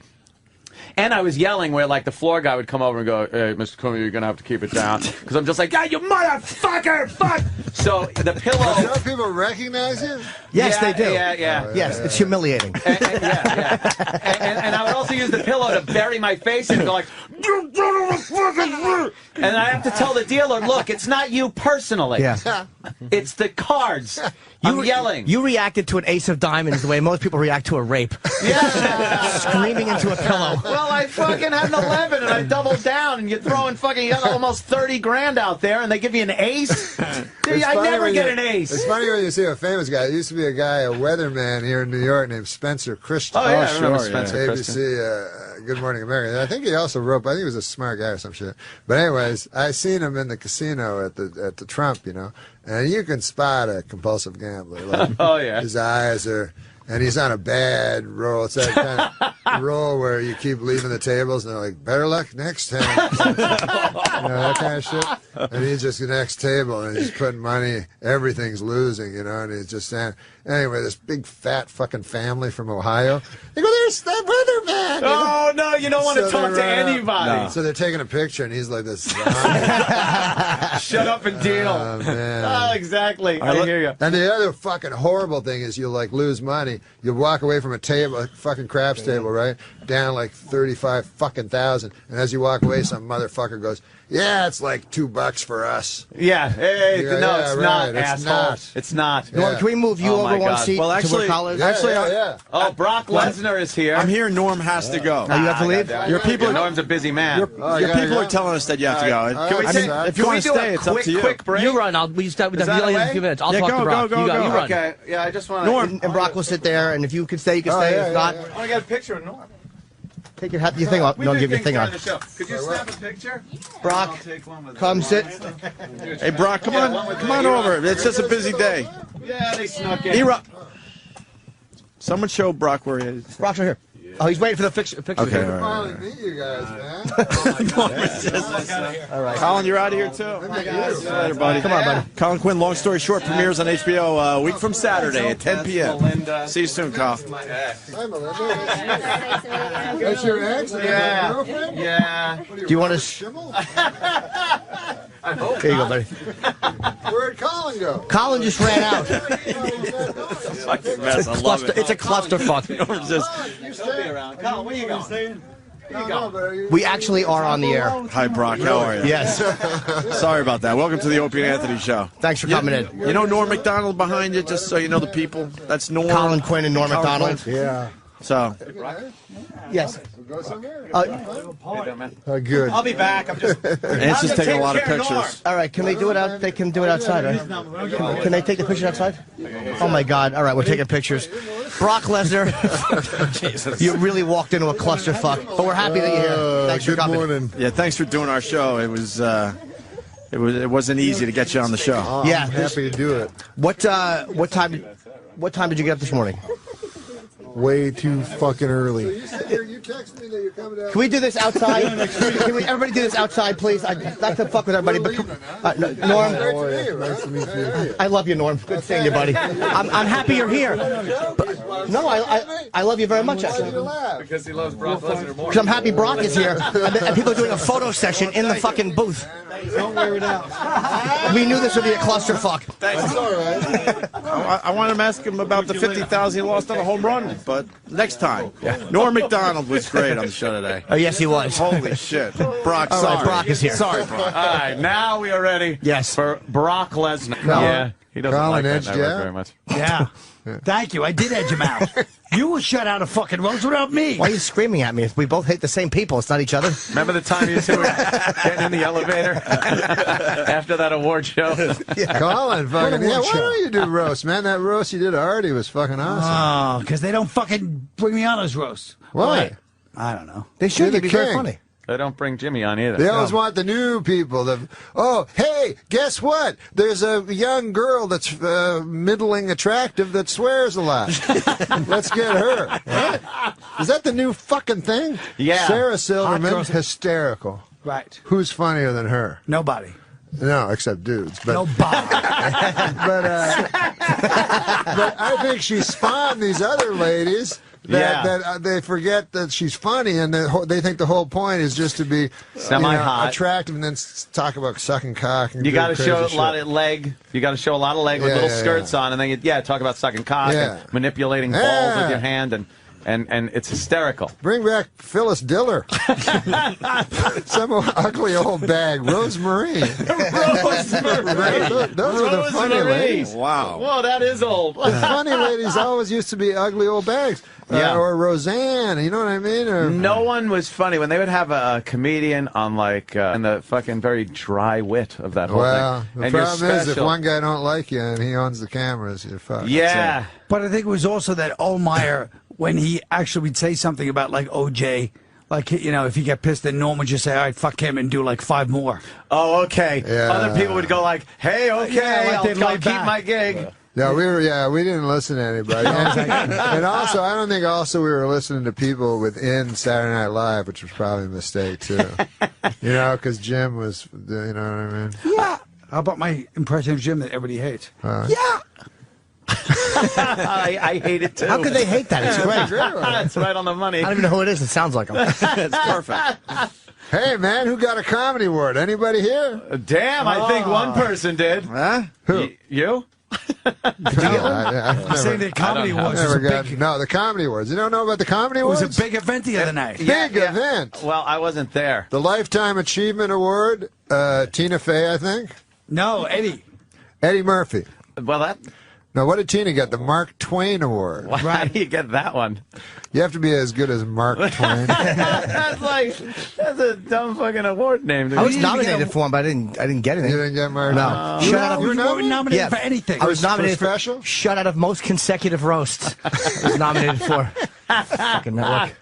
What if they jump in the stands? Yeah, I've seen that happen. Give me a break. Hold on, I gotta get this. So Norm, you were on Saturday Night Live. What a Yeah, until Colin showed up. I know. Colin took your gig. He took my gig. He took my apartment. Did he take the apartment too? Yeah, I moved in the same building as Norm. No, you really are a fuck. Single white female. No, there was one moment. Colin probably doesn't remember it, but I was walking to the elevator, and he was coming off the elevator. Do you remember that?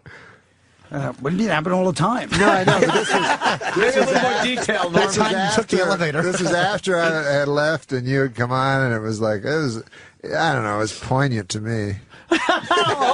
Sort of a changing of position. You went to shake Norm's hand and he spit in your face. Do you remember that time? No, Colin was awesome, though. You didn't have any animosity toward Colin. Not after towards that. Colin. No, I love Colin. Now, I heard you No. were taken off of that show because the OJ situation. Who knows? I don't think it was really. You don't think that was it? No, I don't really think it was. Because you that. gave OJ a little guff, and most people were just treating him like a saint. Yeah, but I don't know. I know people said that and shit. But I think, I think it was because I didn't get laughs all the time and shit.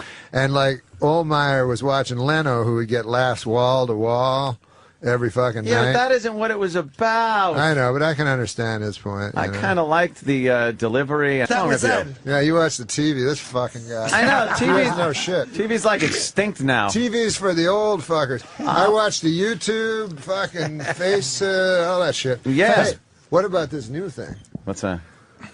No, it's called Colors. Have you heard about it? Oh, we were just talking about Hey, that. I'm a fan of colors. We were just talking about Isn't that. that The picture fucking weird? No, but it's only 150 yards. Yeah. People within 150 yards. Yeah. You got it yet?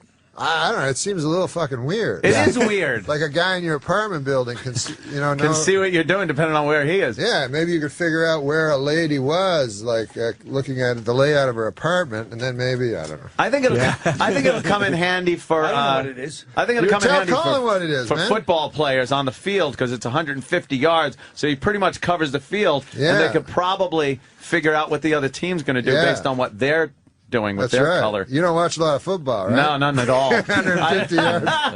Well, you got to consider the end Canadian zone. football. I was considering the end zones. Oh, okay, I got it. The entire field. You're still off, though, a little bit. Why? How long are the end zones? 10, right? It's got to be longer than 10. No, it's not. It's got to clear. It's Canadian football? No. No, real football. You got the 100 yards, and then how wide is the end zone? It seems about 10, right? Yeah, let's go with a 10. That's it? So you were off by 30 yards. 30. What about after there, but behind the end zone to the wall? All right, now you're talking 150 yards. Like what the mind of a comic and what makes them like that? Well, we're done with you. There he is. Norm. Did you get my fucking text about your show? No. I love it. We're on the air. It's okay. Yeah, of course. It's good. They're greeting each other. Oh, hey, Norm great to MacDonald, meet you. Anthony. What's up, boys? Pal? I see you The rest of the on crew. YouTube. Oh, yeah. I do my YouTube videos and it's awesome. and stuff. It's fun, you fuck off a little bit here and there. Kevin Farley? How you doing? Sit down, Norm. Pleasure. Take a seat. I think we're kind of running out of seats. Take the couch right there. Hilarious special too, by the way. That is nice. Oh my God. Saw the special the other night. We're not on the fucking Oh, radio. yeah, we do that. Yes, you can say fucking. That's how we roll. We're on the radio right now? We just bring it in and let it roll. That's how that works. I know, you're looking at the picture. Colin's looking at a picture of Hitler. That's my room. I'm looking for different motifs. That's your screensaver? That's my screensaver. I gotta put on my cans, man. Jim Norton. Yeah, we just saw Jimmy Norton. You can see it. See, we like bringing everybody in at different times. The host of the show, the This guests. is fun. I saw you guys on the YouTube, I saw you and Jim and you. Yeah. It was awesome. On YouTube. Fun on the YouTube. Yeah, you never watch fucking YouTube? What the fuck? We had a gay athlete. Yes. Admit he was gay. First team athlete in the history of American sport. Jason What do you Collins. make of that? Jason Collins. I tweeted, I salute that. I think that's tremendous. I think it's about time. There should as gay athletes in all these sports, and maybe that'll pave the way to come out. I don't think it's going to be a big deal problem. You got to be good. He's a good player. Yeah. I don't think you could be just, if you're really good, like if Derek Jeter said he was gay, what are the Yankees going to do? They're going to get mad at him? Yankee fans are going to boo? Yeah. I don't think so. By the way, did you see 42? I never miss a What a movie, Jackie Robinson. Jake Bozeman movie. No, I can't remember the guy's name. Harrison Ford. Oh, he was Steals- amazing. He's amazing. It's Amazing. a great movie. But there was a guy who he came out as a black guy. Yeah. Oh, he was black. He couldn't do anything about it. Well, how do you think this guy Collins that's coming out gay? And they're saying he's brave and stuff, but to me, he's smart. Why, Norm? It seems like a not cynical, but maybe a calculated move because he's going to be famous, world famous forever. The first Well, he's guy. on Good Morning America tomorrow. Yeah. It's calculated, but the problem you face is you don't know what the other guy. They're going to take showers with the. They're going to. That's the fear. But look, the Army's got it. They could do it every day. Yeah. I don't think. Can he score a basket? Can he play the game? No. Well, then he's in trouble. He's definitely good. And if on the first day he would attack a fellow athlete, that might not look good. And it's interesting that he came out the day after the fifth game when they could have been swept, the Celtics. And No, but he's not on the Celtics. Oh, no, he's on not? the Wizards. He's on New Orleans. Oh, is he? New Orleans. Oh, is he? Okay. He Oh, I was didn't on the know that. Celtics. Oh, He he was w- on the Wizards. Oh, he was on the He's a 10-year veteran. He's 6'10", right? And his twin brother, identical to Jaron, him, is not gay. Dave? I was going to say, I thought you were going to Well, say because we're 5'4". trying to figure out the gay chromosome. You are? You and Sean? Do we know why people are gay? You don't know. Do you know why you're heterosexual? You don't know why. No, I don't know. But I think this is the thing, Larry. If they define a chromosome as Or a saying gene, that you're yeah. gay or a gene, that would be abnormal. How would the gay community... It wouldn't be called abnormal. It would be called different. It wouldn't be called abnormal. Wow. Maybe the abnormal gene would be hetero. That's true. Hey, maybe the normal gene would be those Maybe ladies it would be that normal to be gay. that cut their cocks into vaginas. No, if you're looking to make it in standard television, you're not going the right route. No. You're not going the right route here. Once I get on Hulu. You're not sending this tape to CBS, are you? No, once I get on Hulu, the whole act changes. No. We hate the most.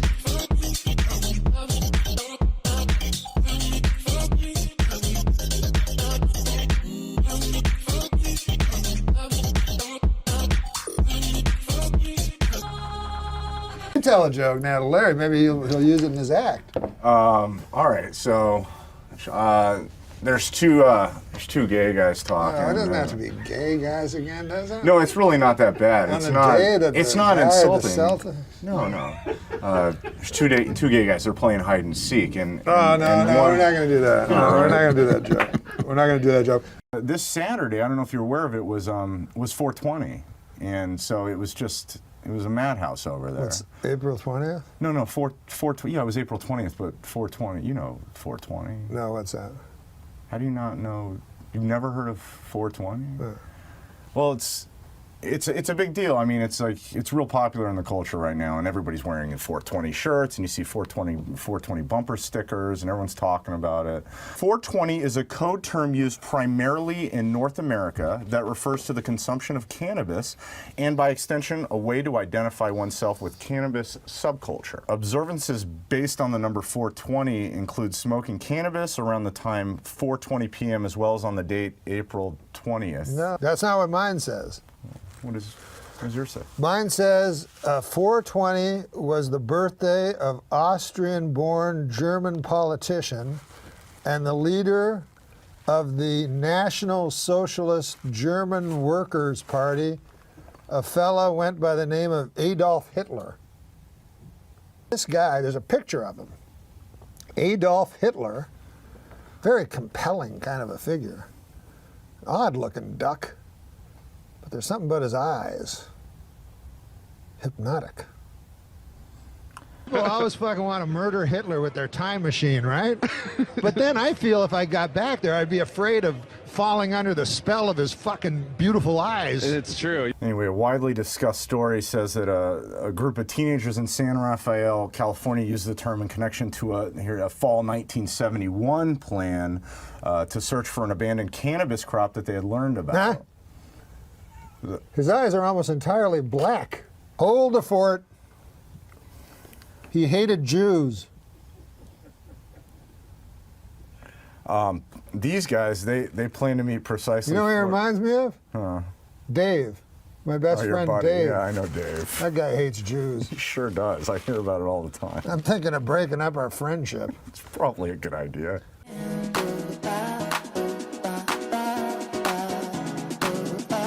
Connected to our senses.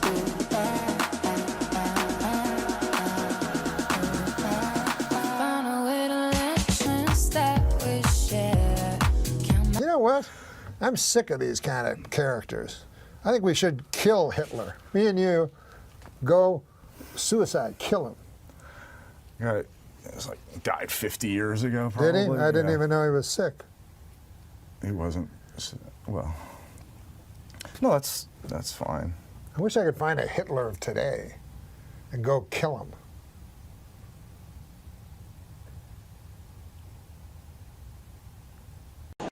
Have you ever done anything in your long and storied career that you consider specifically to be in bad taste as you look back on it? Maybe at the time you thought it was a good play, but you look back on it and you think that was in bad taste. Well, sometimes, like in stand-up, I'll do jokes that are like one time I was doing this thing in San Francisco and they were all gay people in the audience. They told me, so I figured I'll In do. San Francisco? Yeah. No.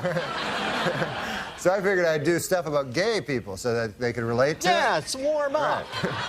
They love that. And so I was talking about, because I went to this gay pride parade, and I saw in it there were these old men and old ladies like with these signs that said, "We are proud of our gay son," you know? And so I was saying, that's an odd thing to be proud of, you know, because it's not an achievement, you know? It's not like something you work all your life to be gay or anything like that. And I just wondered, I had a hard time believing that these 50, 60-year-old men are actually bragging you know, at work like that. Hey, Bill, you know, my kid, oh my God, we're proud of him, Johnny. He graduated from Harvard, you know, first in his class, you know what I mean? Now he's articling over at a law firm, and, oh yeah, he loves cock. You know? This kid. He can't get enough cock in his mouth, his ass, this kid's always cock. I got a picture of the boy here sucking another man's cock. I want to show it to him. To watch the maturation of you as an artist, to realize it took you 9.5 minutes to get around to the sucking cock stuff. It's beautiful to see you comfortable in your own skin, Normie. All right. What's that? You ever see a gay pride parade? That's taking a little too far to be being proud or something like that. Because, you know, that's just what you are, man. You're gay. How can you be proud of that? You know what I mean? That's like saying, hey, man, I'm proud of being English. God damn. I gotta tell you something. I speak English. I can't tell you. My heart wells with pride about that, man. I talk English every goddamn day. I don't get that. How can you be proud of that? I went to a gay pride parade, man. I seen a guy, they have the parents of the gay guys, you know. God bless them, man. Because some of these guys, and they hold these banners, say, I'm proud of my gay son, you know. Some of these motherfucking guys, you know, you can tell they were in the war and shit, you know. They never thought they'd come with a banner saying, I'm proud of my gay son. You know, the mothers are nice, the guys are like, kind of proud of them, I guess. But seriously, are they actually, you know, bragging about their son being gay? Or they down at work, hey, Billy, man, I gotta tell you something about Jimmy. God damn, we're so proud of him. He graduated Harvard last year, first in the class. God damn smart kid, man. He's articling now, you know, over in the Cambridge area. Oh, my God, next year he should be a full partner. Oh, hey, did I mention he sucks cock? Oh, yeah. Oh, man, this guy loves cock in his mouth, his ass. It's unbelievable. Here, I got a picture of him here. Yeah, he's the guy with 5 cocks in his mouth. Right there, look at that. God damn, that guy, I don't know how he does it, but I am just so proud of that picture. That's the picture I'm most proud of. Him blowing 5 dudes. And come to think of it, I got addicted to you. Oh, no, no, no. And come to think of it, I need somebody like you. Oh, no, no, no. I need someone like you. I find like some things are too. I have some beliefs that are too inflammatory to even discuss, unfortunately. Because of the way they'll be taken. Because there are certain things in society that you're not allowed to believe or speak publicly. Mm-hmm. And so I'll just never say them. I'll just leave them in my little head. But mostly I find all these things ridiculous. And I hate that we forced people into, first of all, I hate that we force people into identifying themselves by little tiny, because we oppress people, we further oppress them by forcing them to identify themselves as what I consider less than human. So if someone says, I am proud to be black, I go, that's too bad for that guy, because it's a retarded thing to be proud of. We see it with white power. If someone says, I'm proud to be white, we see how ridiculous that sounds. Mm-hmm. But we don't see it when a person says, because they've been oppressed, I'm proud to be black. But it is ridiculous. We've pushed them into a corner where now they're going to spend their whole life identifying themselves by the pigment of their skin, which is a sad waste of life. Or if you say, I'm proud to be gay, that's what I am, and that's how I'll live my life. Well, boy, you're really limiting yourself there, and it's too bad. And I know you've been forced into it by being pushed down and oppressed, but it's still very, very sad. And I don't think of myself as Canadian, and I think it's a terrible thing to say you're proud to be a Canadian or proud to be an American. I think all that stuff is nonsense. You're proud to be. You may as well be proud to have lungs. You know, you didn't accomplish nothing. You know, you're just born somewhere, or you know, you were just born with a skin that's a certain color, or born, you know, with a sexual attraction to a certain type of person. That stuff's all. It's all just little miniature things in life that are so unimportant. And when people try to tell me that God is not important, but that this nonsense is important, I couldn't disagree more. This nonsense being life. Not being life, being the tiny gossip of life. Like to me, saying I'm proud to be Asian, you may as well say I'm proud to have a green shirt. I don't know what the fuck you're so proud of.